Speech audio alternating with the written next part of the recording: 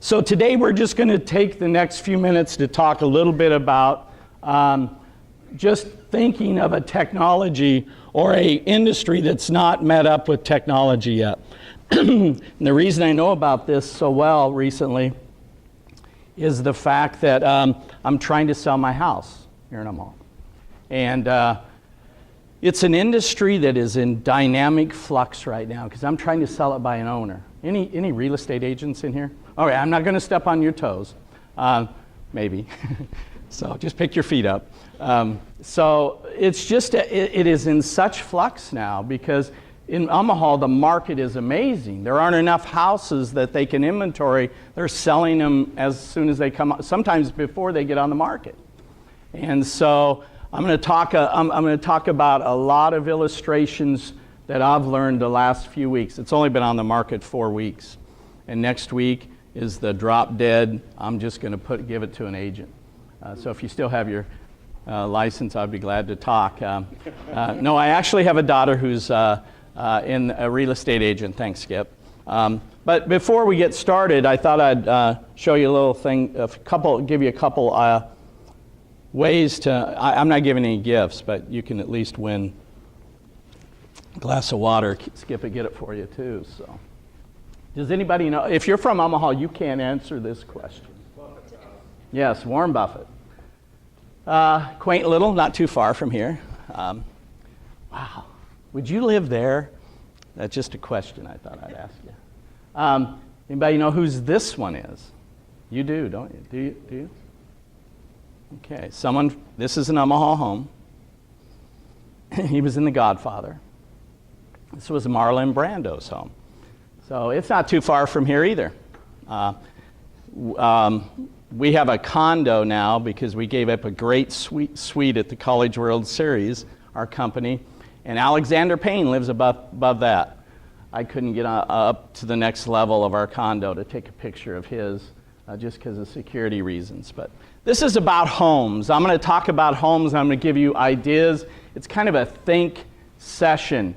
And I haven't been able to devise a way to bring everything together because I am getting solicited through text, through email, through Zillow, through Craigslist. I am getting letters in the mail or postcards every week with pictures of my house, either from Google Earth or just, I got a picture of a postcard with my house and there's snow on the ground. And I'm thinking, who does this? Who drives by homes in the winter of Omaha and takes pictures of them? It is really one of those industries that's transforming itself into how to adapt itself into this whole new marketing strategy that we're all talking about today. Channels, and I can't figure it out. I don't know if this industry is even going to be able to get its arms around all the opportunities they might have to multi-channel their products and services. Also, you have the back-end stuff with, on Zillow. Zillow told me what to offer my house at before I could even finish my bio on the home, because they had already done the analytics, the analysis of the market in my area to determine how much my house should be offered at. So it's kind of scary, all that back office information, and it's kind of scary having scanned patient records who sometimes patients will actually call me and say, can I get my records? And I'm thinking, you got to be kidding. I can't give you your records. My youngest son's be 22 in June, and I'll say, Jordan, did you go to the doctor? I got a bill in the mail for you going to, yeah, but I can't tell you anything about it. This whole information compliance synergy, but everybody knows where I live, how many bathrooms I have in my house. In the last month, I got an agent sent me an email saying, I think you have 2,756 square foot of unfinished or finished space versus the 2,245 they have listed on there. I mean, they know more about my house than I do, and I live there. So, this whole information convergence that we're facing is attacking every industry that we're in, whether it be healthcare, And then you may work within an organization as a division, maybe your Donley division or other divisions. I worked at Mutual of Omaha. We had a subsidiary called Continuum Worldwide. The Indian head wanted to always control everything we did. And it's frustrating, but it was probably wise, because we would have gotten a lot of trouble if we had not known what we needed to do and when to do it. So today we're just going to think out loud. So throw out some ideas, ask questions. I'm just going to throw up some slides. So we're thinking in terms of buying and selling a home, and in conjunction with this whole house of communication. The way we communicate today is so broadly different. When I posted my Zillow site, I had 2 pictures on Zillow. She's an agent. She's looking at me. I'm surprised she's not laughing now, because my daughter, who's an agent, laughed. So you got to have at least 81% of people won't go visit a home unless you have at least 9+ pictures on Zillow. And I'm thinking, what? Are you kidding? So those are the kinds of things we're going to talk about. It takes communicating different ways for different industries. So this is real simple, but really my agenda, I remembered agenda. It was the last slide I did because I forgot it. So we're just going to talk about a buyer, a seller, location, the terms, all the compliance issues in and around communicating today, and then just the close date. Those are all little scenarios within this whole thing I'm facing in my life today, is to get rid of my house and get Quicken loans off my back and move somewhere. I don't even know where I'm moving yet. So who's the buyer, the target? This is that whole analytics. And as I've thought about this, I don't know how the real estate market is amazingly niched when it comes to a house. They know how much it's worth. They probably have buyers looking in that specific space.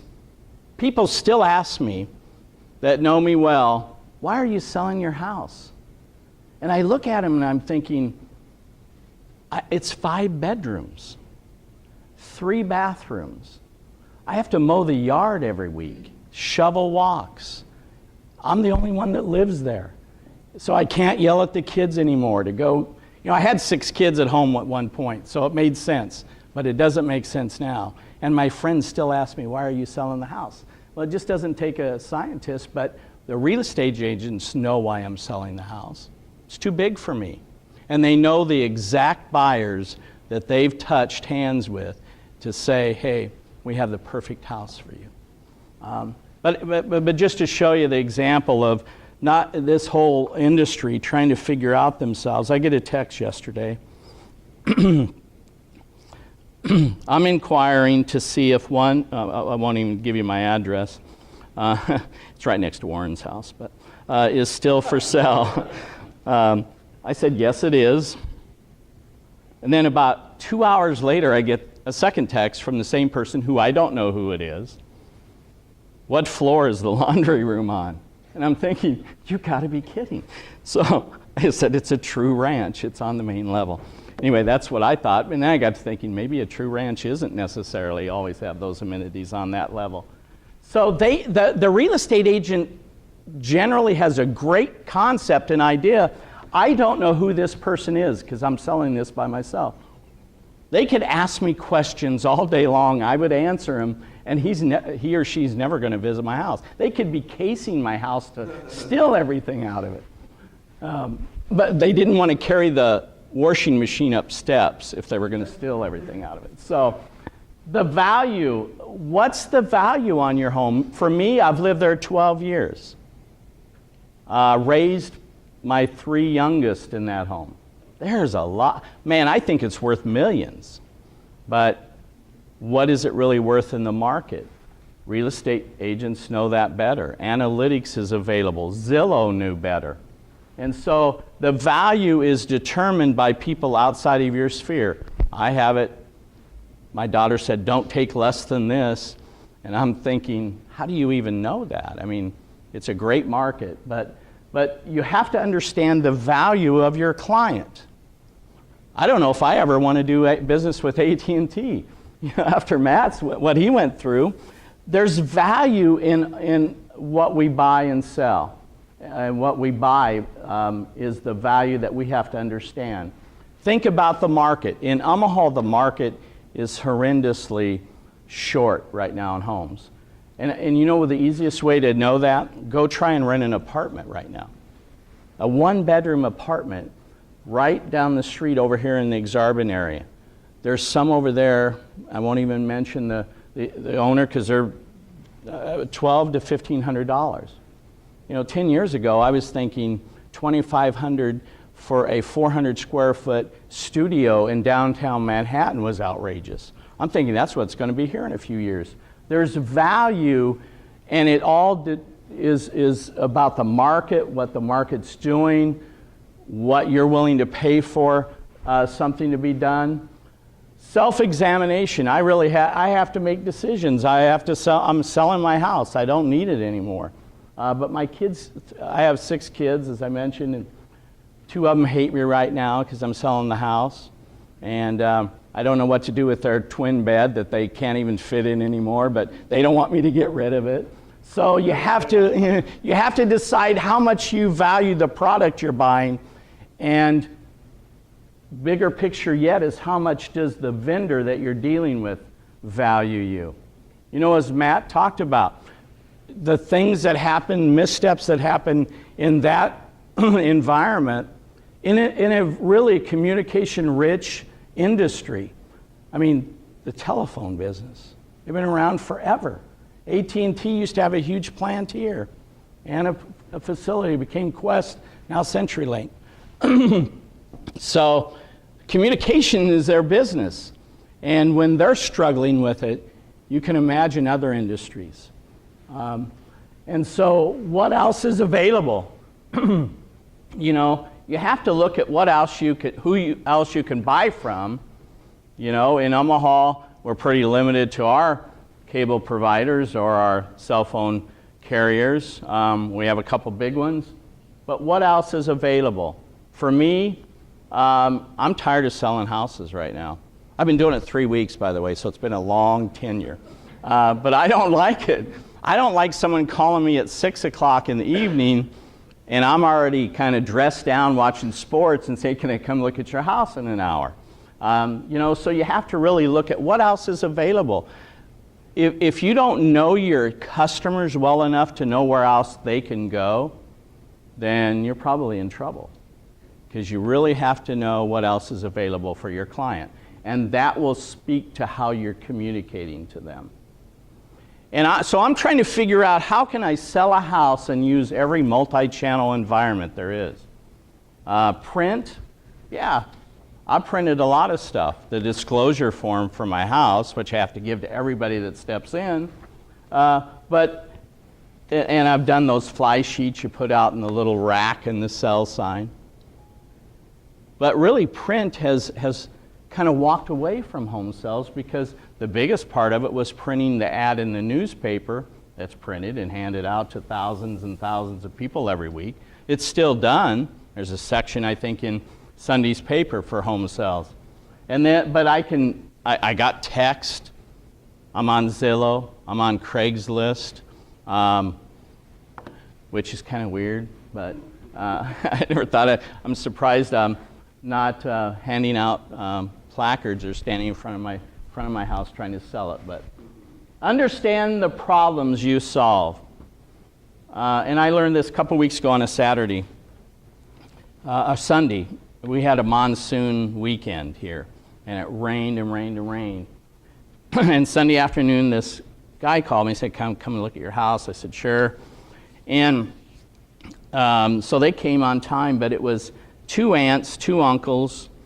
I don't know where his parents were. Maybe they had passed away. He's only in his 30s.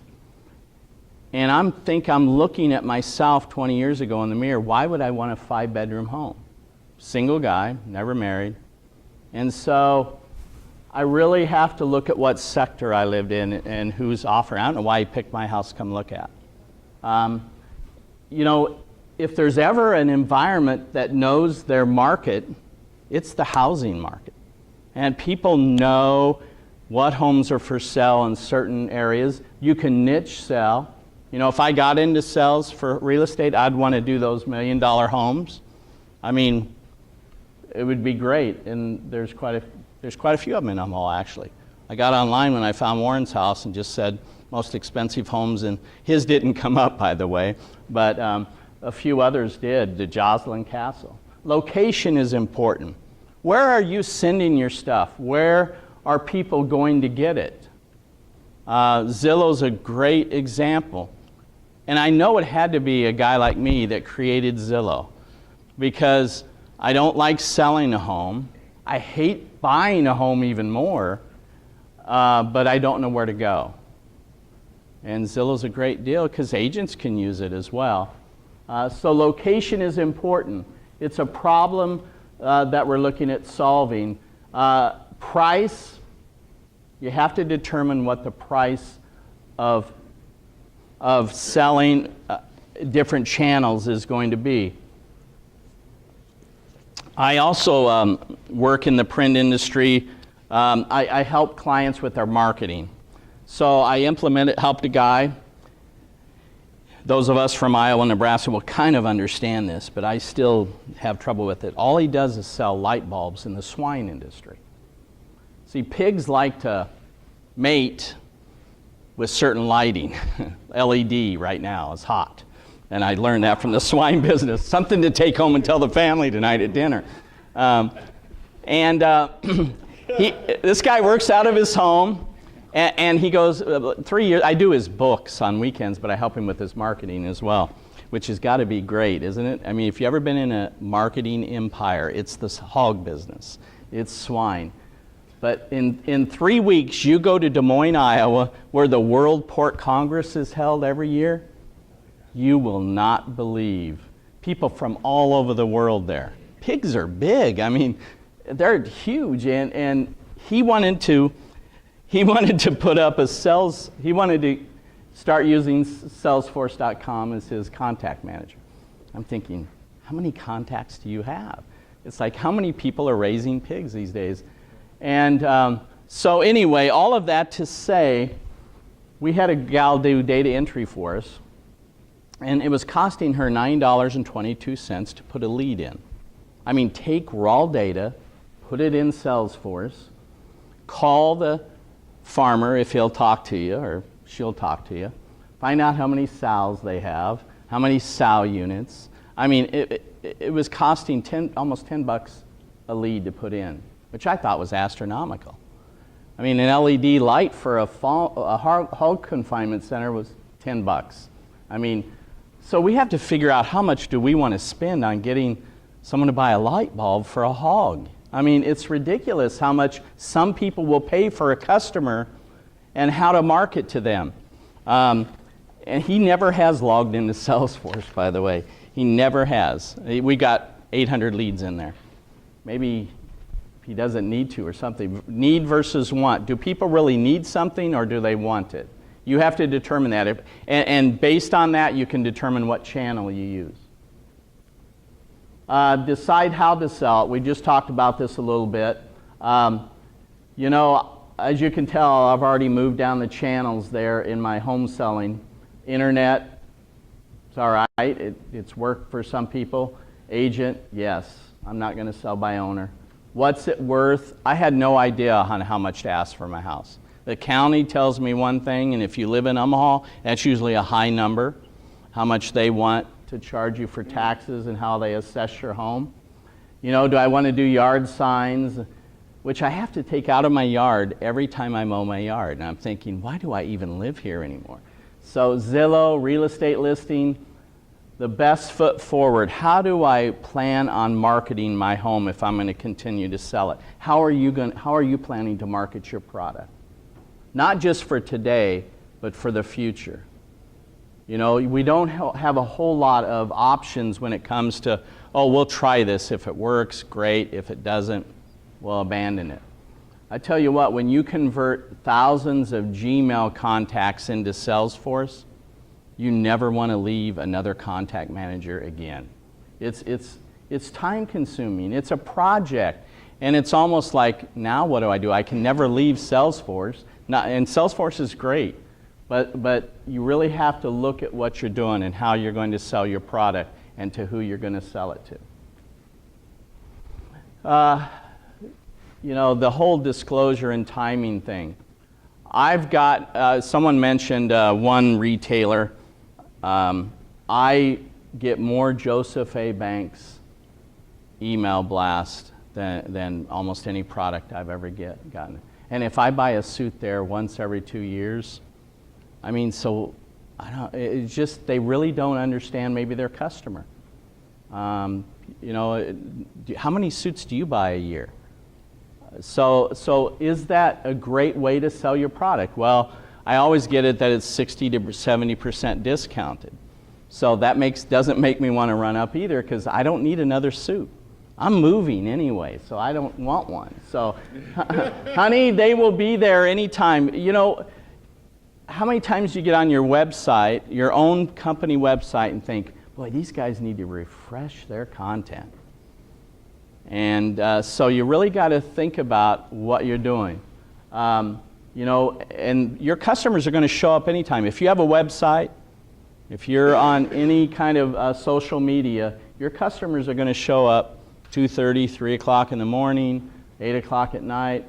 Let your product be the message. You really have to let your product be the message. And that's what I learned in selling my houses. I had to finally reduce down to having a professional photographer come and take pictures, because my pictures were terrible. Even I thought they were terrible.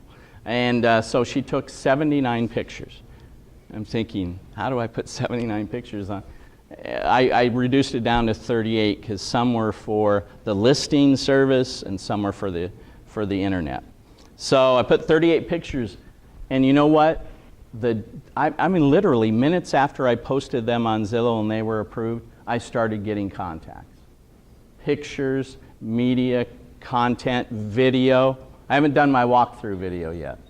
I thought about putting one of those little Go cameras on my dog and just letting him walk. But you know, you've got to do that kind of stuff.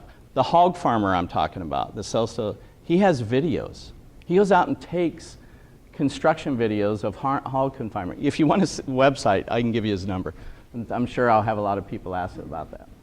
Proactive and not reactive. I think, had you wanted to work in customer service for United Airlines 4 weeks ago? No. But you know what?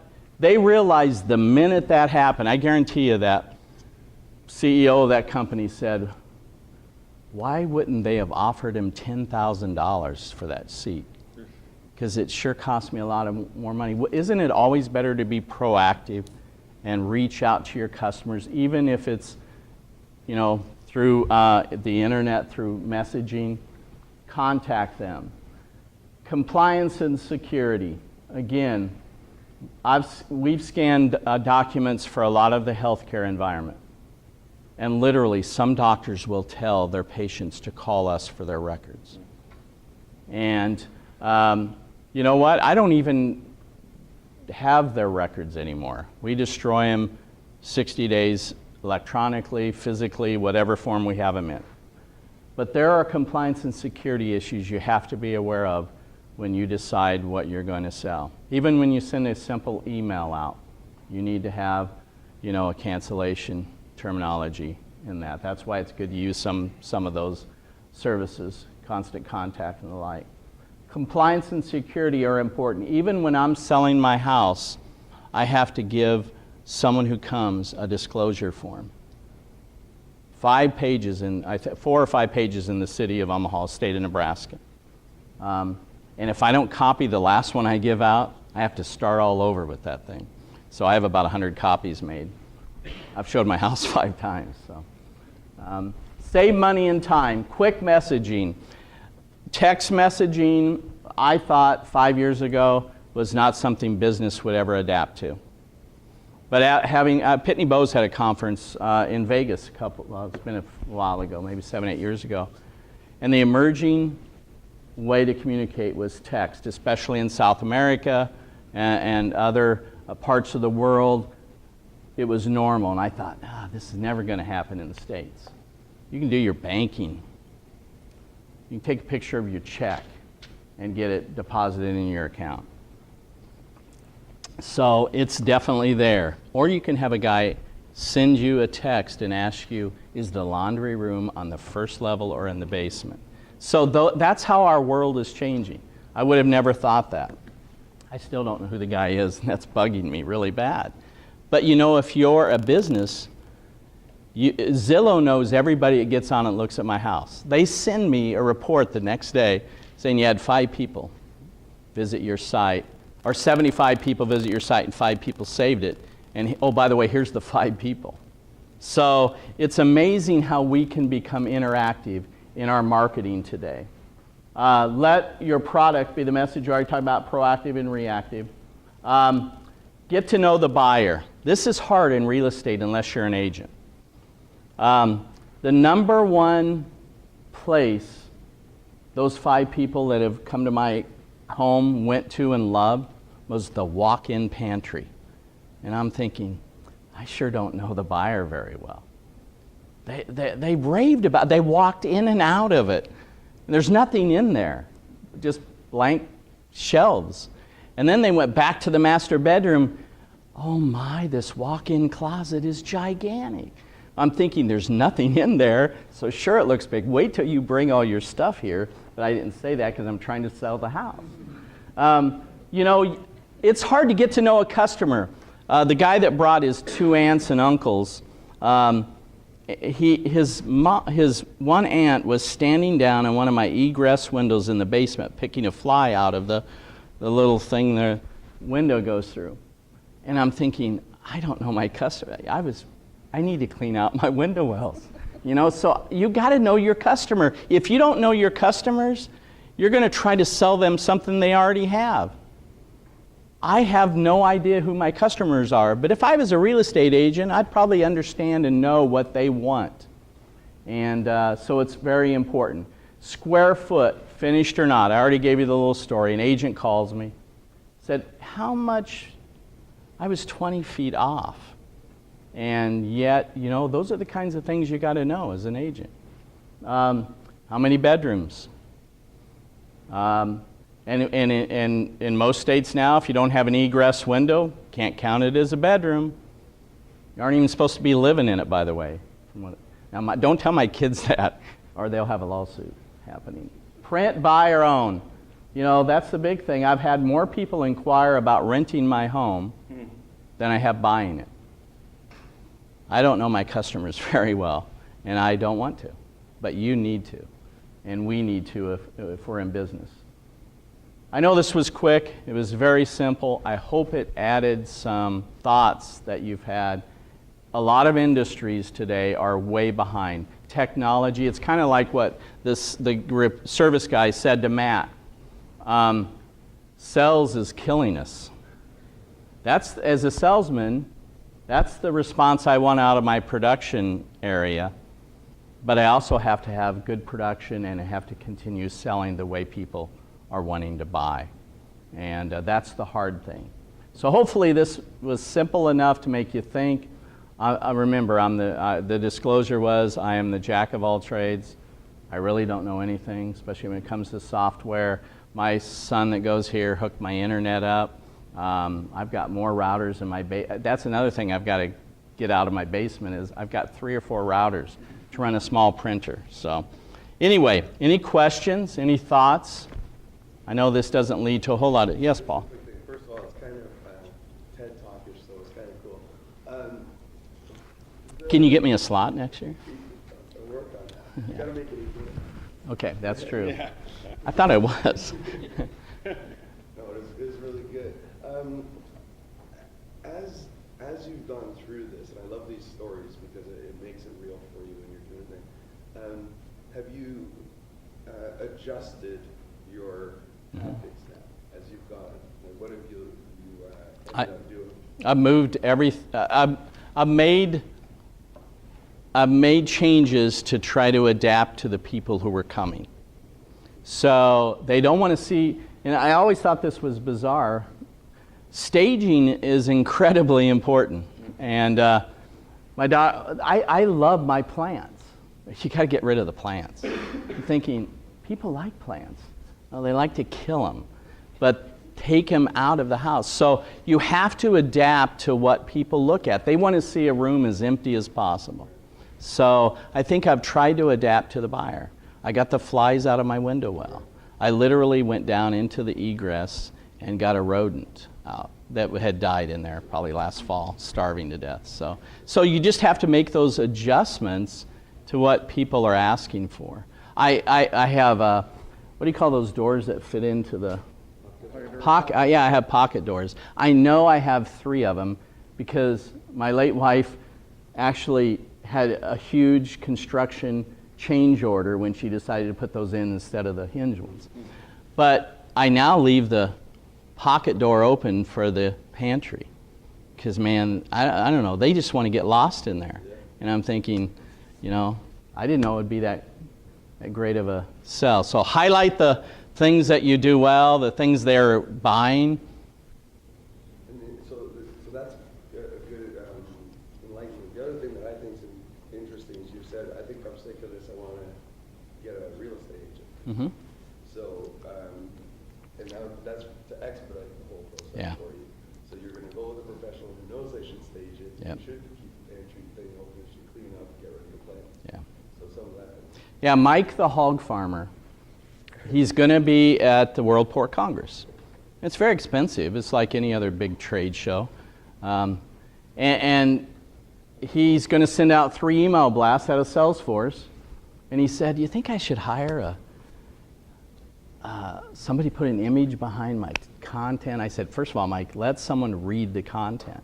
So he hired a marketing company, The New Black here in town, which I haven't had the opportunity to work with. But he'll get more response. It's going to say the same thing, basically. It's just going to look better. And so, yeah, I put a picture of the pantry on my Zillow site. I mean, those little things change the way your buyers look at your product and services. You should put some coffee and cookies inside. No, you got to have all of that. I can't even have my espresso machine on my counter. It took me an hour to find my toaster oven the other day. So, Rob, you're going to get a real estate agent? Yeah. So the moral of your story is outsource. Well, I think it was more me than it was no. Yeah, outsourcing's made me a lot of money, and I think when there are definitely times that we all can use some other services. So, and it's very important right now because it's so hard to stay caught up with what's going on. You know, it's changing, and I thought I was keeping up with it, but it's difficult. Another moral of the story is it's hard to do something for the first time. Yeah. So going back to the professional aspect of it, they're doing it every day. Terry, come on, you want to share something? No, we know you're just thirsty. Well, I know what you're Yeah, I have. It's a new world, and I don't want to be part of it anymore. So I want to just step off and get out of it. So, yeah, yep. So that's all I have. Unless somebody has anything else.